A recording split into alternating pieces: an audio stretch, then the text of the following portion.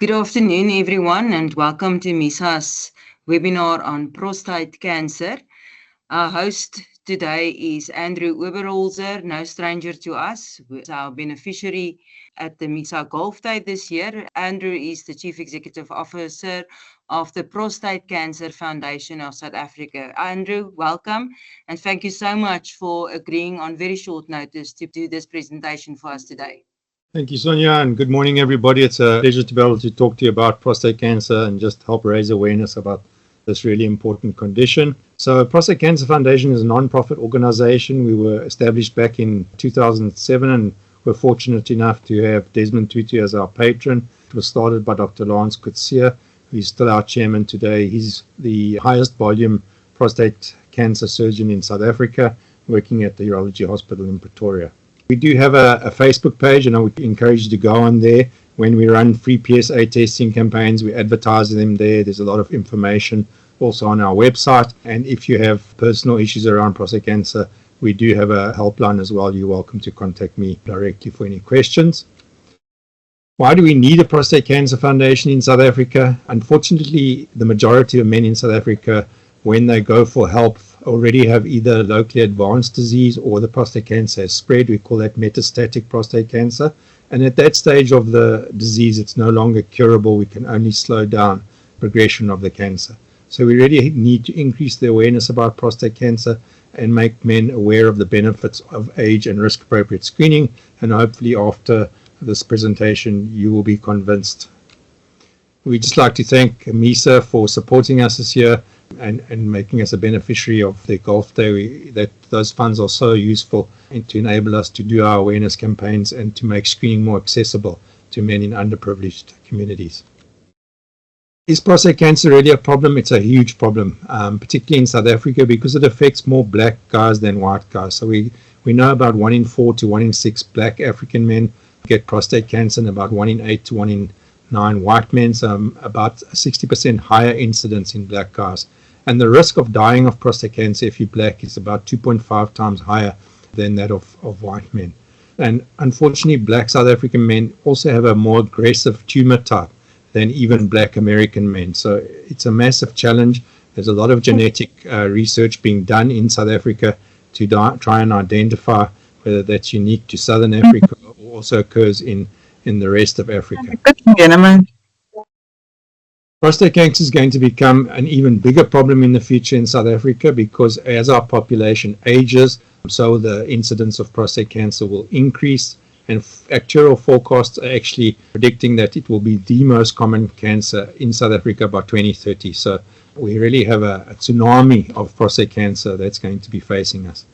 Unfortunately, men's health has also been a low priority for the Department of Health, and the current resources within the public sector in terms of urology departments and oncology departments are hopelessly inadequate to cope with the increases in the number of men who will get prostate cancer. There's also currently no government policy for prostate cancer, so often when men go to their local clinic and ask for screening, they get turned away and told to come back when they have symptoms. Just your anatomy 101 lesson for the day. You probably know where your penis and your testicles are because most guys have been playing with them their whole lives. But many men don't realize they've got internal sex organs as well. And that's where the prostate comes in. So prostate, as you can see there, is situated just underneath the bladder and in front of the rectum. And that arrow that goes through there shows the flow of urine through what we call that pipe, is called the urethra. And you can see that urethra goes right through the prostate. So any prostate problems, enlargement or tumors can push on that tube and actually block it and cause what we call urinary symptoms. The prostate, together with the seminal vesicles, of which there are 2, there's only one prostate, that's the little gland above the prostate there, they actually make up about 98% of the seminal fluid. That's what men ejaculate. Only about 2% of that consists of sperm, which is made in the testicle. So that fluid protects and nourishes the sperm. This whole system is already fine-tuned for reproduction, not actually for pleasure. That's a byproduct. To the extent that there's even a little gland that when men become aroused secretes a little bit of fluid, and that actually clears out the acidity in the urethra, and men get that little drop on the top of the penis when they get aroused. So those are what we call the internal sex organs and glands. One of the anatomical challenges for surgeons is that the nerve bundles that surround the prostate, there in the middle, those yellow nerves, are the same nerves that actually control men's erections and also help them with bladder control. In other words, what we call continence. So if the cancer spreads out of the prostate to those nerves, then if they're doing surgery, they will have to remove them. And sometimes they get nicked or damaged during surgery, and that will affect a man's ability to get an erection after treatment. The risk factors for prostate cancer are age. So as men get older, they're more likely to have prostate cancer, and the incidence kind of peaks in the 70s. Black guys, as we've said, have a much higher risk of prostate cancer, and it also occurs at a younger age, and they get a more aggressive type of prostate cancer. As with all cancers, family history is important, so it's important to know if you've got a first-degree relative, a mother, a father, or a brother or sister who have breast or prostate cancer, because it means the chances of you having prostate cancer are much higher. And then recently we've also realized that there are some genetic factors which increase a man's risk for prostate cancer and also increase the risk of getting aggressive prostate cancer. So if you've had a mother with breast cancer, it's important to find out if she had genetic testing and if she has BRCA2 genes particularly. Those are the genes that Angelina Jolie, the famous actress, had, and she had a double mastectomy even though she didn't have cancer because she knew she would probably get it at some point. So if those genes exist in the family, then it does increase your likelihood. So your good news message for the day, the only modifiable risk factor that we've really identified is there seems to be some evidence that guys who have more ejaculations throughout adult life, so by that we mean at least 21 times a month, tend to have about a 20% lower risk of prostate cancer. So I always say to guys, there's 22 working days in your diary. This is a very easy health behavior to change. I'm not asking you to do more exercise or eat more carefully, but just to ejaculate more, and we're not sure what the reason is for that, but it does seem to help. So it's important to understand that there are usually no symptoms in the early stages of prostate cancer. That's very important, because if men wait until they have symptoms before they go and get help, this cancer might already have spread. The most common symptoms that we do find in the early stages are what we call the urinary symptoms, and that's difficulty starting to urinate or emptying the bladder completely, a weak flow of urine, pain when urinating, and a need to urinate often, especially at night, and then having a sudden urgent need to urinate. But those can also be symptoms of condition that's called benign prostatic hyperplasia or an enlarged prostate. So important just to go and get help and have a PSA test. As this cancer progresses and spreads out of the prostate to surrounding areas, men might have problems with erections. There might be blood in the urine or semen, pain in the perineum, that's the area between the scrotum, the testicles, and the anus, pain in the loins and pelvic area, and not being able to urinate at all, which is called urinary retention, and it's a medical emergency, and then even constipation if the tumor pushes on the rectum. Screening for prostate cancer, and this is the single most important section in this presentation today. As I've said, there's usually no symptoms in the early stages of the disease, so if you're not going for screening, you won't know if you have prostate cancer and if it's spreading. So we recommend that men are made aware of the advantages and disadvantages of screening, and if they're likely to live for more than 10 years and are not having symptoms, all that's really required is what we call a PSA blood test. And we recommend for all black guys or anyone with a family history of breast or prostate cancer in a first degree relative, they consider screening from age 40, or if they have that genetic mutation that I spoke about, the BRCA2 gene. And then all other men should really start screening at about the age of 45. The screening test is a blood test. We don't recommend the finger prick test because it doesn't give us an actual score, and that score is important because even if it stays within normal limits, if it changes a lot year on year, that's a bit of a concern. A big relief for men, the dreaded finger or digital rectal examination is no longer required if you're not having symptoms. PSA blood test is generally sufficient to give us an indication of that there's something wrong in the prostate. This PSA blood test is not a cancer-specific test. It's just telling us that there's more of this protein that's leaking out of the prostate. So it should be contained within the prostate, as in the illustration on the left.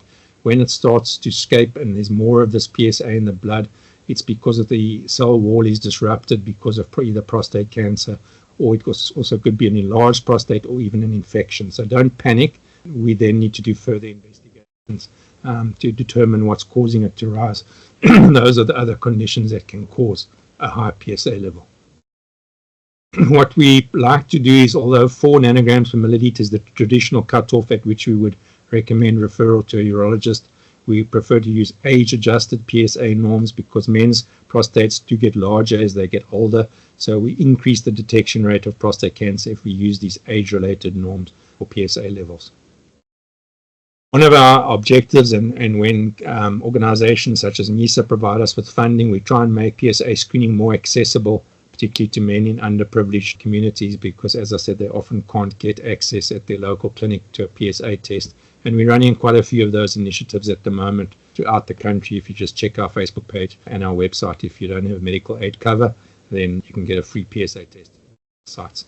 If the PSA is high, you will generally be referred to a urologist or a urology department for further investigation, because, as I said, it's not a cancer-specific test. We then have to do additional tests to try and determine what's causing it to be high. The urologist will often repeat the PSA test and ask you to avoid ejaculation or cycling before that, because that can elevate the PSA slightly. He will do the finger, the digital rectal exam, give you a full kind of clinical workover, and look at various PSA ratios, ask about your family history, and possibly even send you for genetic testing. One of the big game changers in the field of prostate cancer is that before we consider then doing a biopsy, men can be sent for a special type of MRI scan, and that's really great because it identifies suspicious areas within the prostate, and that enables the urologist, when they're doing the biopsy, to actually go straight to those areas rather than just randomly sticking needles in. They use an ultrasound probe that's inserted up the rectum, and that can guide where the needles are going. They traditionally used to push these needles through the rectum, but there's always a risk of infection because of the bacteria in the rectum. So now we generally recommend that urologists do what we call a transperineal, and that perineum area there you can see is between the anus and the scrotum, and they push the needles through there. These samples are then sent to a laboratory and they are analyzed by a pathologist, who then gives what we call a Gleason grading score, depending on how badly the cells have been affected by cancer. And they add the two most common scores together. So if your most common score is a 3 and the second most common is a 4, you have a 3 plus 4 Gleason, which is a 7. But as you can imagine, that's different from if the most common pattern, was a 4, which is a more aggressive cancer in the cells. 4 plus 3 is also 7, but that's a more aggressive disease. So the doctor, because if an MRI has been done, will be able to do what's called a targeted biopsy, as I said, and go straight to those specific areas.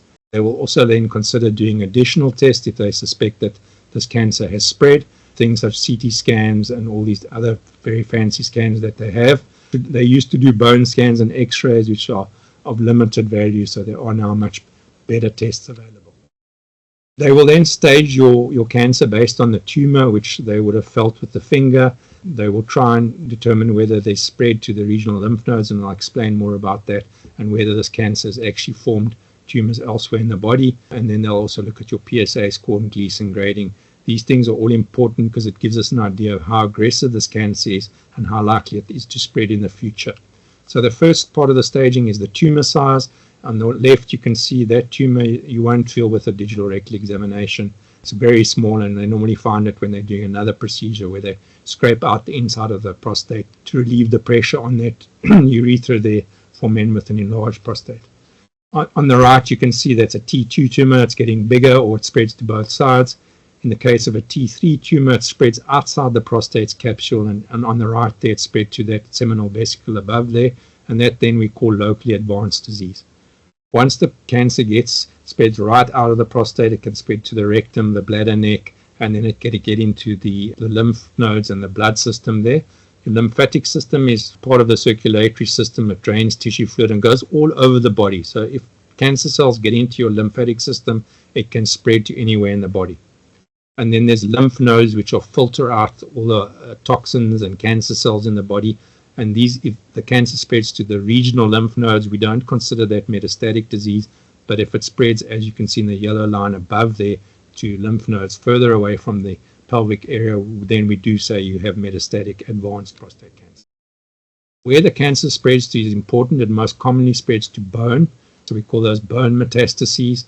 In 90% of guys who have metastatic prostate cancer, it'll spread to bone, but it can spread to lymph nodes. If it spreads to soft tissue organs, that's things like your liver, your lungs, and your kidneys, that's unfortunately a worst case scenario, and those guys generally have a worse outcome. So even though you have localized prostate cancer, the doctor will still classify you or subclassify you into a low risk group or an intermediate risk group or a high risk group based on your PSA, your Gleason, and your tumor. As I said, prostate cancer, once it gets into the blood vessels or the lymph system, spreads, and it then starts forming tumors elsewhere in the body. So even if the tumor is in your lungs, if it's in your bones, it's still made up of prostate cancer cells, and that's important because prostate cancer cells produce PSA, and if there's still PSA after treatment, we know that there's cancer cells somewhere in the body. So as discussed, it generally spreads to bone first, in and around the prostate there, so guys will come in often with low back pain and pelvic pain in the pelvic area. It interacts with the bone cells and forms these tumors. We sadly in South Africa see a lot of guys coming in where they're getting paralysis in the lower limbs, and that's because the cancers form tumors in the bone there, in the spine, and that spine actually collapses, and then we get what's called vertebral compression there, and the tumor pushes on the spinal cord. If we catch the prostate cancer early, and it's a very low risk prostate cancer, the best thing to do is nothing, but just to monitor it very carefully. We call that active surveillance. We carefully select those patients. The idea is that we monitor them carefully. If there's signs of the cancer progressing, then we will implement active treatments, and that avoids the side effects of the treatments.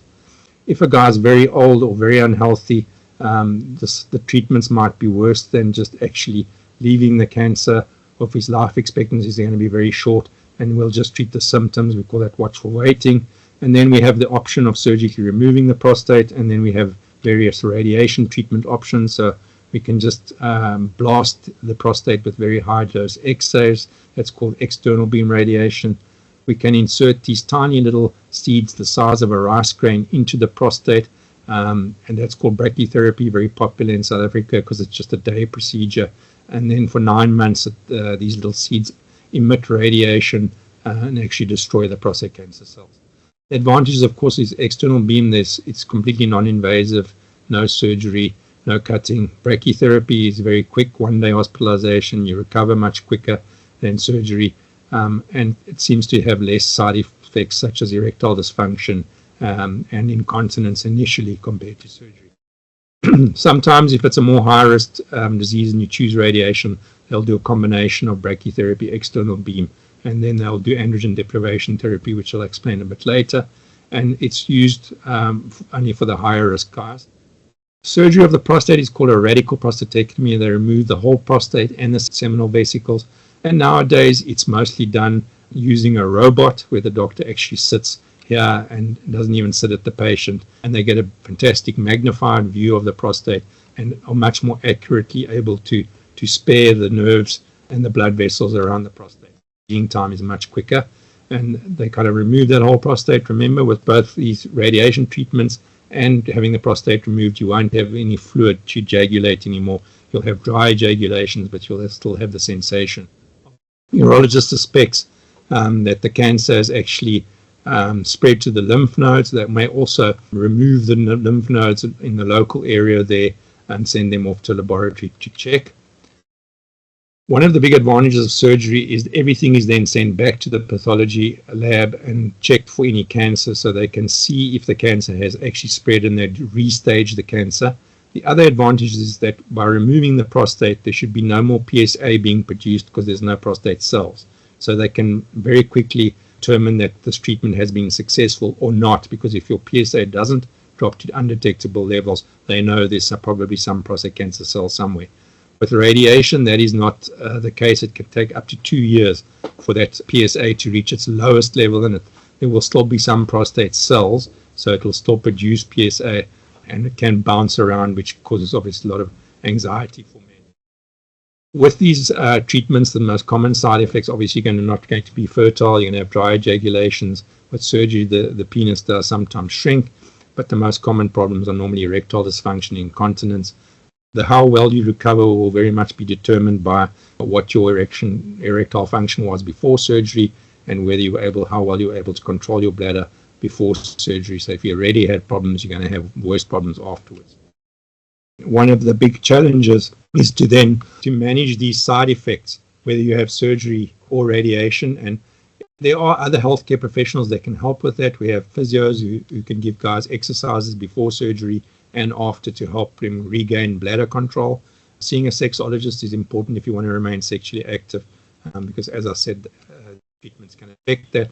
We do have a lot of treatment options for the side effects. So simply, if guys are having erection problems, drugs like Viagra, a vacuum pump device, even injections into the penis, and even a penile implant, if all of those options fail. So I always say to guys, don't spend your dread disease cover on a holiday to Mauritius.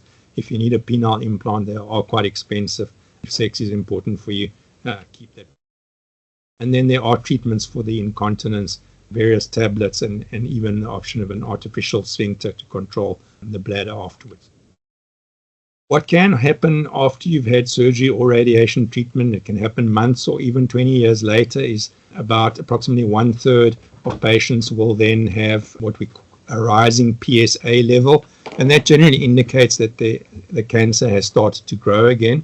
Even though we can't see anything on all the fancy imaging, MRIs and everything, we know that something's happening if this PSA suddenly starts to go up again, and we now have new treatment options for that. Unfortunately, most men will only come in for help when they're already having symptoms, and even though we can treat it locally, some of those men will also progress at a later stage. And the symptoms then, if the cancer spread to bone, is guys will often come in with lower back pain, pain down the back of the leg, fractures in the femur because the bone has been weakened by the prostate cancer, weakness in the lower limbs, and as I said, guys coming in when their lower limbs are already paralyzed. If it's really widespread, lack of energy, weight loss, swollen lymph nodes, and they can't pee at all because the ureters are blocked. We've got fantastic new technologies now. If you look on the left, that's a traditional old school bone scan. We now have a new imaging technique called a PSMA PET scan, and you can just see, we would have told this guy it hasn't really spread extensively, whereas when we'd use the new technology, we can see this guy's got tumors all over his body. How do we treat prostate cancer in the advanced stages? Unfortunately, the fuel that keeps prostate cancer growing, enables them to grow, is actually testosterone. And testosterone is our wonderful male hormone, which gives us so many great things: our muscle strength and our muscle mass, our sex drive, our erections, our bone density, keeps our skin healthy, gives us our hair growth, and gives us our energy and our drive as well. So in order, if a guy comes in with metastatic or advanced prostate cancer, we have to stop testosterone production. And we can either do that chemically or we can do it surgically. We can block the messages to the brain that tell the testes to produce testosterone. There is a little bit of testosterone also produced in the adrenal glands. Or, as I say, we can shut down the testosterone factory and simply remove the testicles, which is obviously in the public sector setting is a very cost-effective way that has quite a significant psychological impact on men. That's called androgen deprivation therapy, because our male hormones are called androgens, and we're depriving the body of these androgens or male hormones. Obviously, the side effects are very challenging for men to deal with, and they have a massive impact on a guy's quality of life. So loss of sex drive, erectile dysfunction, reduction in penis and testicular size. They get these terrible hot flushes that wake them up at night, sweating. They will lose muscle size and muscle strength, and in turn, they will often gain a lot of weight, which puts them at increased risk for cardiovascular disease, increased risk for type 2 diabetes. Their bones will get weaker, and they will are at more risk for osteoporosis, more likely to get depression, and even a decline in memory. And however, I always say there's hope. This is Tulani Sibisi. He's our Vice Chairman of Patient Affairs. He was winner of 2 Oceans back in '86, and in 2013 at Barrow, he underwent surgical castration, but he's still going strong today at age 71. So you can survive really quite long if the cancer is even in the advanced. Nowadays, we no longer rely on just removing the testosterone, because prostate cancer cells actually get quite smart after a while, and they actually start to produce their own testosterone within the cells. So we have a new class of drugs called androgen receptor pathway inhibitors. And if men can afford it, they are unfortunately quite expensive. We do the androgen deprivation therapy together with one of these new drugs, and that actually increases the number of years that men will live, and it stops the cancer from progressing as fast as it normally would.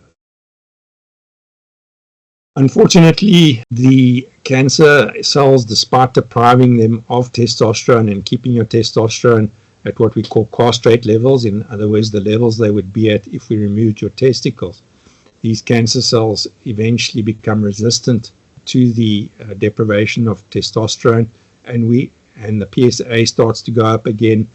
We might see new tumor growth forming, and at that point we have to throw a whole lot of other options at the disease, and those can include things like chemotherapy. We now have nuclear medicine options, so you might be referred to a nuclear medicine physician, and they can actually inject radioactive medication into your body, which will then attack the prostate cancer cells. Particularly, there's one specifically that will target the prostate cancer cells that are causing that have spread to bone, and then we have another one called lutetium, which will actually target the prostate cancer cells wherever they are. So there's continually new innovations coming and new developments which are enabling men with very advanced disease to live much longer than they would have been able to previously. And that research is great. In addition, what we will do, and again, unfortunately, these options are expensive. Once it becomes castrate resistant, we will refer men often to a genetic counselor, and we will try and identify certain genetic mutations, particularly BRCA2 mutations, because we now have a new class of drugs which we call PARP inhibitors that we can actually give, and again, that will increase life expectancy. So always when it's advanced prostate cancer, we can't cure it. The aim is to increase life expectancy for as long as possible, to minimize the symptoms caused by the prostate cancer spreading, and to preserve a guy's quality of life as much as possible. Managing these side effects from androgen deprivation therapy requires a multidisciplinary team of healthcare professionals. So we like, when a guy is put onto androgen deprivation therapy, for them to be referred to a dietitian, because they're losing muscle mass and strength. They need to change their diet to include more protein, for example. They need to take in less calories because their body is not burning fuel as efficiently as it would have previously. They need a very specific exercise program, because in order to retain muscle mass and muscle strength, they need to be doing resistance or weight training. And a lot of guys don't understand that, because they say, no, I'm an athlete, I'm running a lot. Isn't that enough? And no, it's not enough. We need a specific exercise program for you. One of the big side effects of androgen deprivation therapy is obviously the sexual side effects. And for guys who have been sexually active, this can have a massive impact on their self-esteem and on their relationship. And they will if they want to continually to be sexually active, we have to kind of send them to a sexologist, and ideally send the couple to a sexologist, and they have to, in some instances, learn to kind of reframe how they're going to have sex, because sex shouldn't just be about an erection. I think the most important message from all of this that I've presented today is that of early detection. And what we use in medicine is we like to look at a disease and how guys will be 5 years on. We call that a 5-year survival rate. And if we look at guys who are diagnosed with prostate cancer in the early stages, when it's localized, and we treat them, we know that 98% of those guys will actually be alive after 5 years, which is a very good cure rate.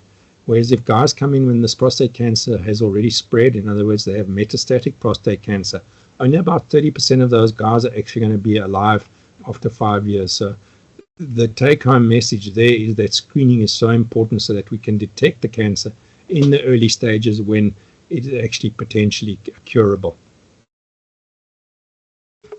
So these are some of our prostate cancer patient affairs board guides, which are made up of prostate cancer survivors. And one of the events, I encourage guys to just get more involved in cancer awareness events and the male cancer awareness events. Women do so many activities to raise awareness about breast cancer, but us men don't have that many activities and seem to be less excited about participating in. This is a great fun event called the Hollard Daredevil Run that we do every year. We just did it a few weeks ago, and it's a run in purple speedos, and it's all about reducing the embarrassment of running in a speeder, it's just a 5K run or walk, but also reducing the embarrassment of talking about these things that affect us as men. And Ian and Tulani are both cancer survivors, so fun thing for the guys to get involved in maybe next year, and MISA guys can have a team there. We're at Zoo Lake on the field, but you can participate from anywhere in the country virtually. It raises a lot of funds for us, but it also gives us a lot of opportunity within the media to talk about prostate cancer and the importance of it. We also have in September an event called Suit Up September, and we encourage men and women just to put a suit on any day in September and buy one of these little stickers for 50 Rand and help us raise awareness about prostate cancer. And it just reduces the taboo around the subject and gets guys talking about it and challenging each other. Are you going for your screening? We like the women to be involved in Suit Up September as well, because they're often the ones who are more responsible when it comes to going for their checkups, and we encourage them to get their men to also go for checkups. From my side, Andrew, thank you so much for doing this presentation for us. It's a very important subject for MISA. We want to raise more awareness with our members, and we will also be sharing this presentation of yours on our YouTube channel. Thanks very much, Sonia. And just to all the guys over 40, go and get screened. It can save your life.